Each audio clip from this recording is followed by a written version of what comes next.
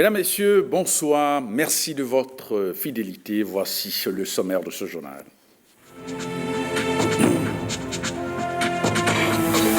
Plusieurs chantiers, projets gouvernementaux présentés aux chefs d'entreprise et aux opérateurs économiques.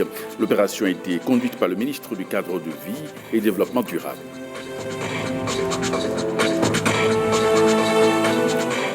Troisième édition de la fête nationale des cotonculteurs à Savalou. Savalou donc qui a accueilli l'événement ce week-end. Plusieurs prix ont été distribués aux meilleurs acteurs de l'or blanc béninois.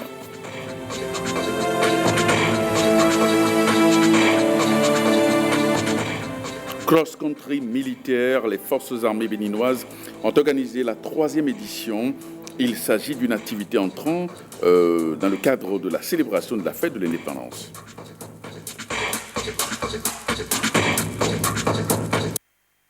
Merci et bienvenue à cette édition. On met le cap sur Porte-Novo, au cabinet du président de l'Assemblée nationale, qui a reçu cette semaine plusieurs délégations qui sont allées lui présenter plusieurs sujets de préoccupation diverses. On fait le point avec Guillaume Avienou et Brice Rumba.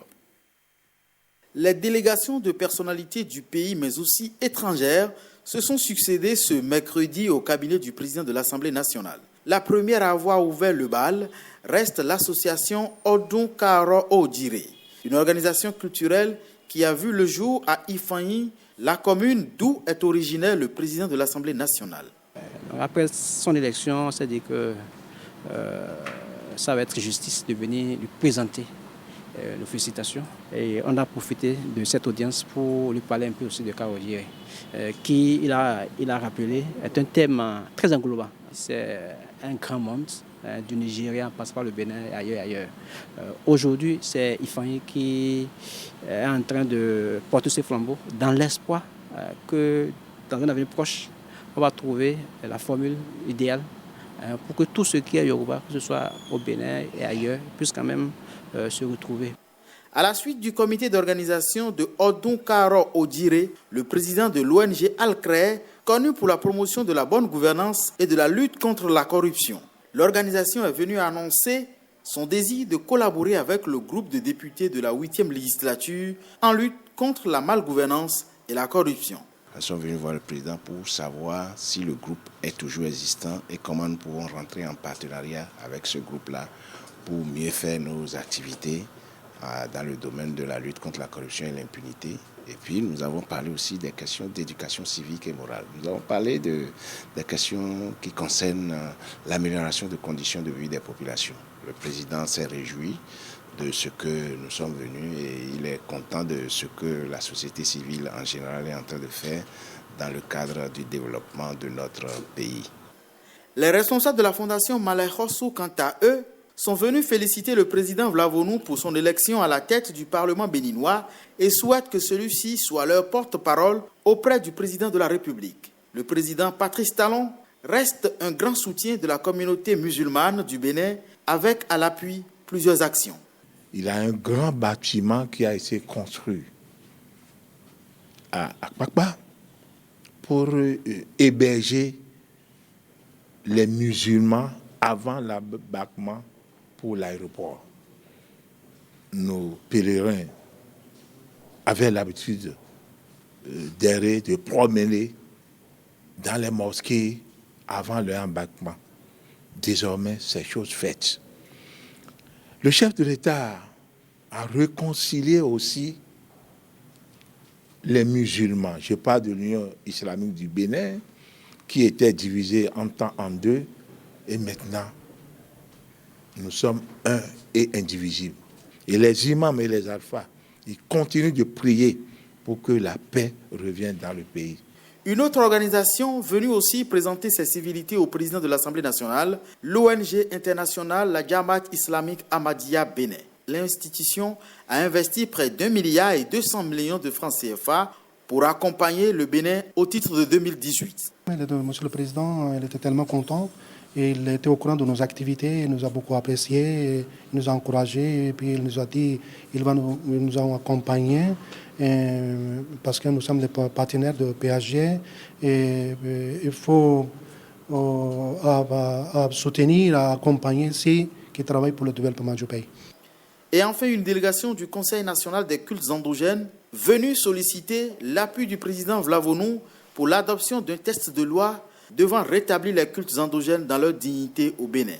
Nous avons transmis au président de l'Assemblée une proposition de texte qu'il va étudier avec ses pairs et ensemble nous sortir une proposition de loi qui cadre avec les aspirations des Vaudounos, des Bokonos et des pratiquants des cultes endogènes pour qu'enfin nous puissions redonner une nouvelle image, une image beaucoup plus judicieuse de notre Vaudou, tant à l'intérieur qu'à l'extérieur. Cela y va de la promotion de notre tradition. Les échanges avec chacune des délégations de personnalités reçues ce mercredi ont été fructueux et rassurants selon ces délégations. Les travaux de l'atelier d'évaluation des législatives 2019 organisé par la Commission électorale nationale autonome se sont achevés à Parakou. Au terme des travaux, plusieurs propositions sont faites par les participants pour améliorer l'organisation prochaine des élections au Bénin. On fait le point avec Olov Amadji. Pendant 72 heures, les participants à l'atelier d'évaluation des législatives d'avril 2019 ont relevé les points forts de la préparation de l'organisation du scrutin, identifié ses faiblesses et ont formulé quelques recommandations. Les participants ont insisté sur l'implication des autorités locales dans la détermination des centres et postes de vote. En ce qui concerne la charte des partis politiques, ces avancées sont relatives à la réduction drastique du nombre de partis politiques. Ils sont passés de 300 à 5 grands partis, la construction de grands blocs plus représentatifs. Les faiblesses sont surtout d'ordre administratif et liées à la délivrance du certificat de conformité. Il a alors préconisé qu'un décret d'application soit pris en la matière. Par rapport au code électoral, les innovations concernent la gestion des candidatures, les modalités d'attribution des sièges, l'introduction du quitus fiscal, la quittance de versement de la caution comme pièce constitutive du dossier de candidature, l'interdiction de modification du dossier de candidature déposé à la Sénat, revoir la disposition du code électoral qui interdit toute modification du dossier de candidature déposé à la Sénat, revoir le profil du membre de poste et le ramener à un niveau d'études BPC ou équivalent, maintenir l'organisation des élections locales dans le giron de la Sénat, tout en la dissociant des élections communales et municipales.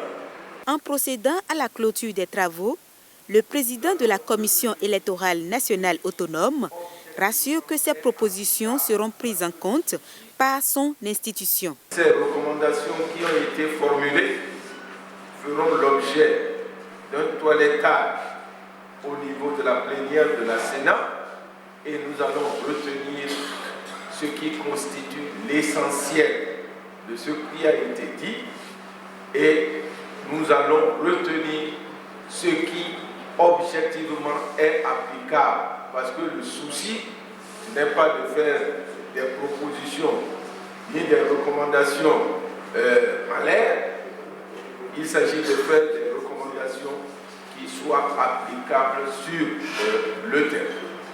Parfaire le processus électoral et l'organisation d'élections inclusives à venir, c'est le but des parties prenantes à cet atelier.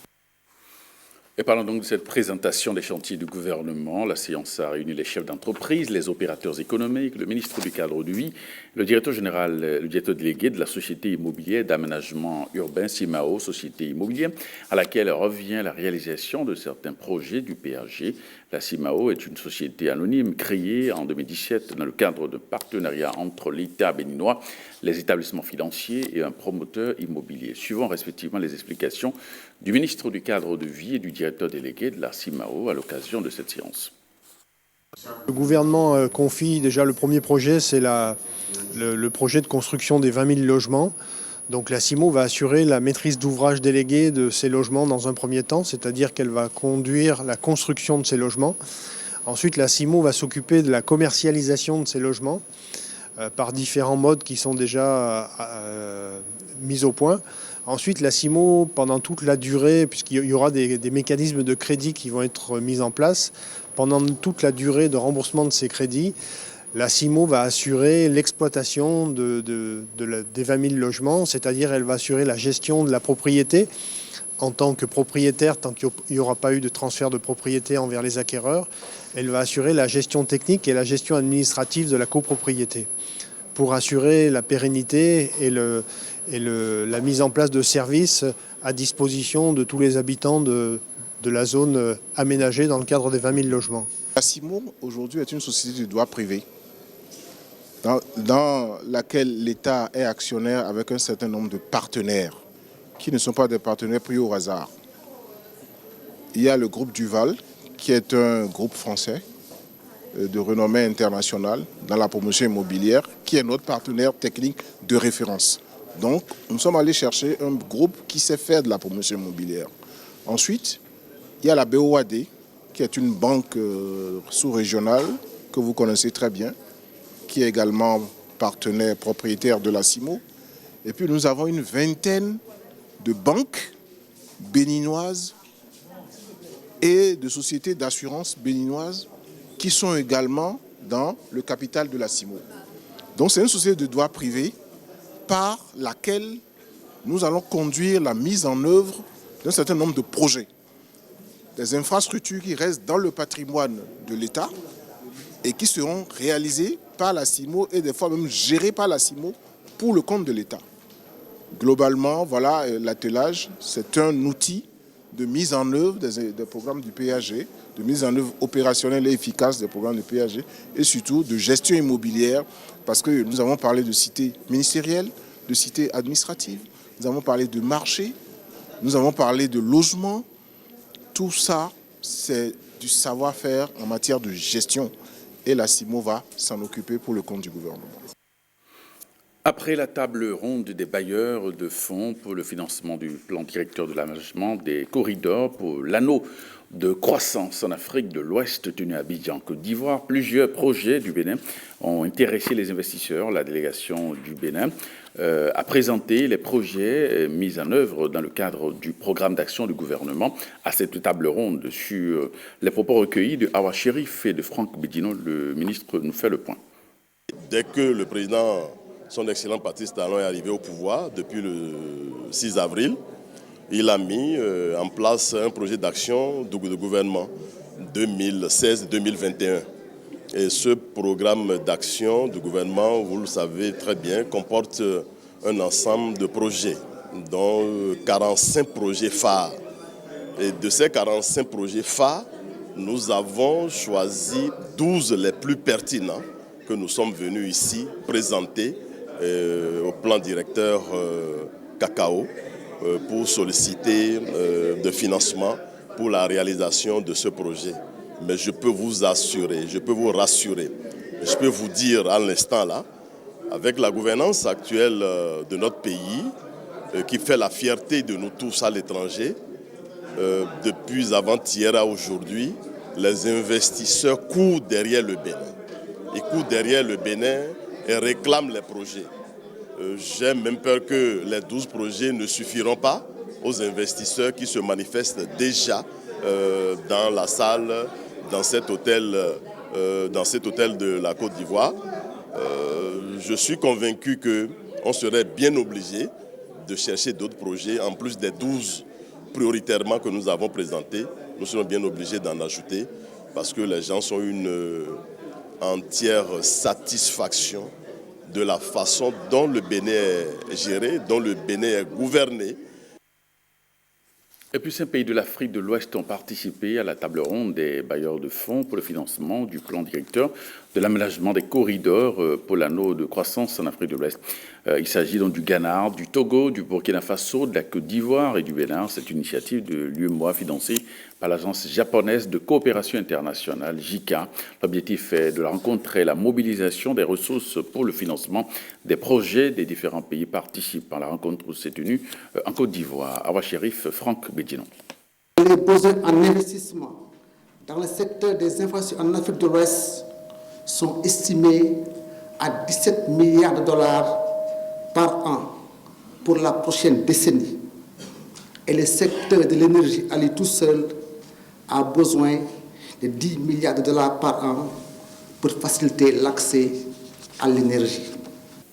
Pour répondre à ces besoins pressants, Cette table ronde des bailleurs de fonds pour le financement du plan directeur du corridor pour l'anneau de croissance en Afrique de l'Ouest, CACAO. Une rencontre issue de la déclaration de la TICAD 5 tenue au Japon en 2013 pour booster le développement des pays de l'Afrique de l'Ouest. Pour différents projets exposés à cette table ronde, la mobilisation des ressources est au centre de la rencontre avec les différents partenaires. Que le Japon envisage de soutenir des projets prioritaires identifiés dans chaque pays. Ces différentes actions correspondent à l'objectif de l'anneau de croissance ouest-africaine visant le développement intégral de toute la région. D'ailleurs, la TICAD a été initiée comme cadre de soutien de ces initiatives de l'Afrique elle-même. Je souhaite que les entreprises participantes profitent des séances de concertation de ces 3 derniers jours pour saisir des opportunités de nouvelles affaires et l'investissement. Plusieurs projets ont d'ores et déjà été identifiés, dont 5 au Burkina Faso, 2 en Côte d'Ivoire, 3 au Togo, 2 au Bénin, pour une contribution globale de la BOAD estimée à 1 000 milliards de francs CFA. Il pourrait faire l'objet de financement en prêt direct ou d'accompagnement et à la mise en œuvre en mode PPP. 1 000 milliards donc de francs CFA. L'intérêt des investisseurs pour ce plan d'aménagement directeur permettra de renforcer la croissance économique pour rendre le marché régional plus attractif. À cet effet, plusieurs secteurs économiques et de développement ont été pris en compte. Le plan directeur d'aménagement du cacao regroupe de façon cohérente un ensemble de projets intégrateurs sélectionnés au niveau sous-régional en fonction notamment de leurs effets catalyseurs dans la réalisation des objectifs de croissance et de développement durable. Les 10 projets concernent les secteurs prioritaires de l'agriculture, des transports et des infrastructures, des industries, des mines, de l'énergie et du commerce. J'encourage la Commission de l'UEMOA à constituer un comité de veille et de suivi qui accompagnera les partenaires dans les démarches auprès des autorités étatiques pour la mise en œuvre des projets retenus. Avec l'entrée en vigueur très prochaine de la zone de libre-échange continentale africaine, la ZLECAf, les initiatives comme le plan directeur de l'aménagement de croissance, de l'anneau de croissance en Afrique de l'Ouest deviennent éminemment stratégiques. Il faut rappeler que cette table ronde se tient une semaine après la conférence des chefs d'État et du gouvernement de l'UEMOA, une conférence au cours de laquelle d'importantes décisions ont été prises pour accompagner la présente table ronde. Assemblée générale constitutive de l'Alliance de la société civile pour l'intensification de la nutrition au Bénin. Eh bien, les assises se déroulent à Cotonou et ont pour but de donner une existence juridique à cette coalition. Lunek Abazaou, Monique Toron. L'ASNIP veut se donner une existence légale. L'Alliance de la société civile pour l'intensification de la nutrition au Bénin réunit ici ses membres pour une formalisation juridique de la coalition. La démarche connaît le soutien de Cœur international Bénin-Togo par le truchement du projet CI4N, Collective Impact for Nutrition. Cœur international Bénin-Togo a identifié l'Alliance de la société civile pour l'intensification de la nutrition au Bénin comme partenaire stratégique qu'elle se propose d'accompagner à travers la formalisation juridique en dotant la plateforme des manuels de procédures de gestion administrative, technique, financière et comptable. Cette volonté d'institutionnalisation répond à la nécessité de se conformer aux réformes selon la plateforme des acteurs de la société civile au Bénin, PACIB.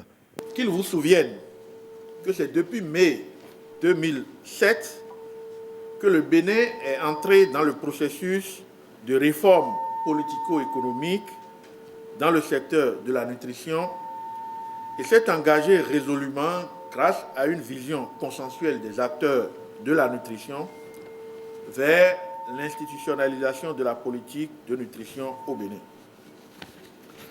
Ceci s'est traduit, entre autres, par la mise en place de la plateforme multisectorielle rattachée au cabinet du président de la République et dont la présidence est assurée par le chef de l'État lui-même.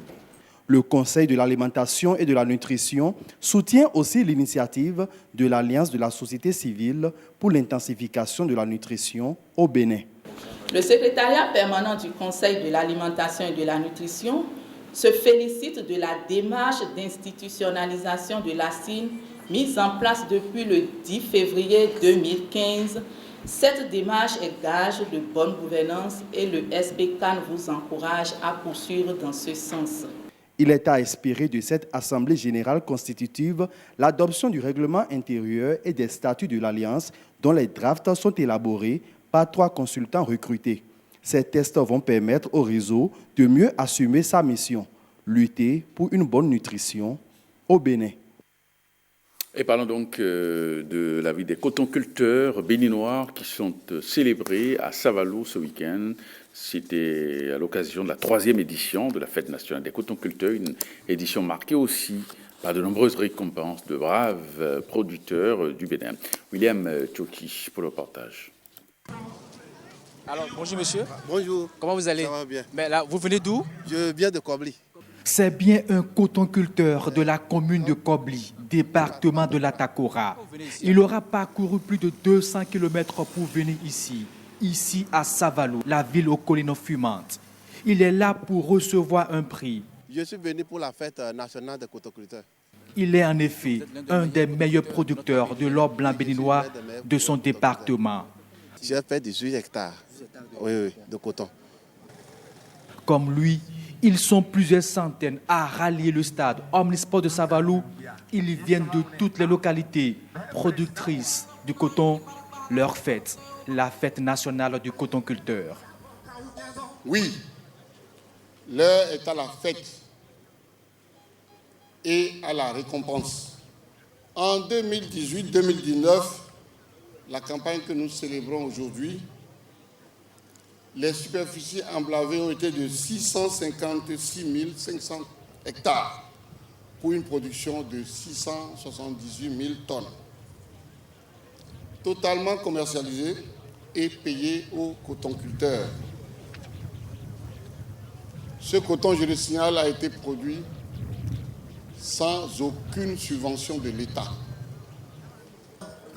On célèbre donc la prouesse de ces braves producteurs. Ils ont fait du Bénin pour la campagne 2018-2019, premier producteur du coton de l'Afrique, une prouesse que le ministre tient à rappeler, chiffres à l'appui. Lorsque nous savons que ce coton peut nous donner, dans les bonnes conditions, 3 tonnes au moins en milieu paysan, parce que sa capacité dépasse 4 tonnes pour toutes les variétés que nous cultivons, et que nous ne sommes qu'à 1 tonne 5, c'est que nous avons encore de grandes possibilités devant nous d'améliorer ces performances. C'est là le point central. C'est sur ça que nous devons travailler. Le coton joue alors son rôle de culture locomotive de l'agriculture béninoise. Pour la dernière campagne, il aura permis d'injecter un important flux financier dans l'économie nationale. Tous les secteurs sont touchés, le commerce et le transport en premier lieu. Titre des activités de la campagne agricole 18-19, un montant de 99,75 milliards de francs a été versé au profit des cotonculteurs. Les transporteurs de la filière ont touché quant à eux 52 milliards de francs CFA. Les autres acteurs, qu'il s'agisse des manutentionnaires, des transitaires et autres, 11 milliards de francs CFA. Et la contribution directe de la filière au budget de l'État est évaluée à 13 milliards. Pour notre pays, la filière coton est au cœur du commerce et de notre tissu industriel. Pendant longtemps, nous avons sous-utilisé nos usines d'égrenage faute d'une production suffisante de coton-graines.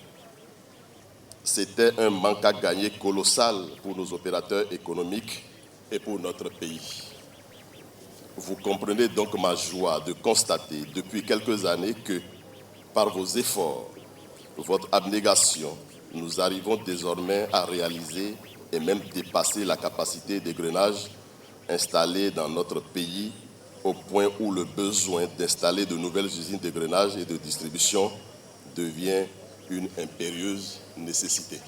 Et en guise de félicitations, ils ont reçu de nombreux prix, des tracteurs, des motoculteurs, des intrants et même de l'outil informatique, un ensemble d'éléments et d'instruments pour maintenir le cap.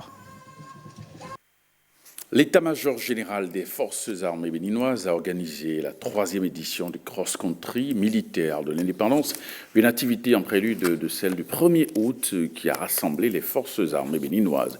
Plus de détails dans ce reportage de Robert Edor.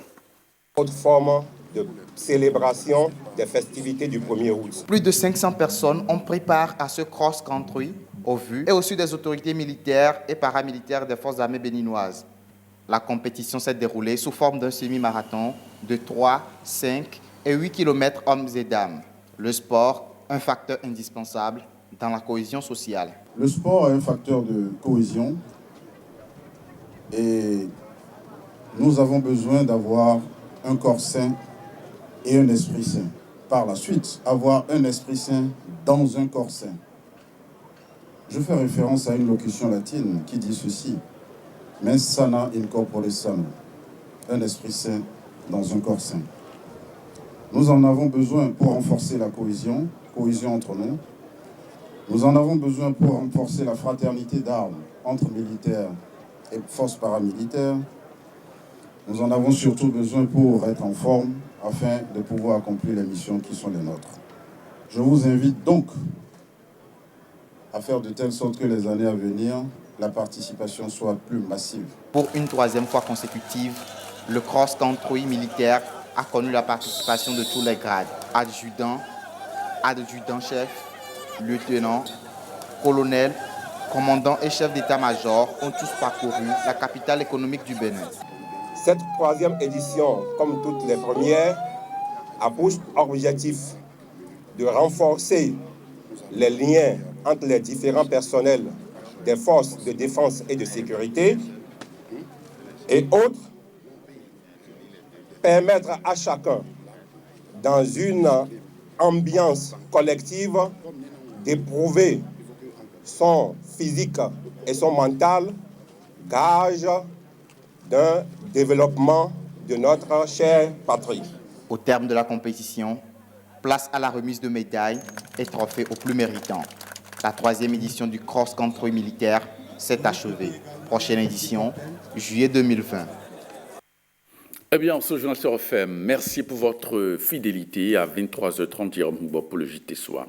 Merci et bonne soirée à toutes et à tous.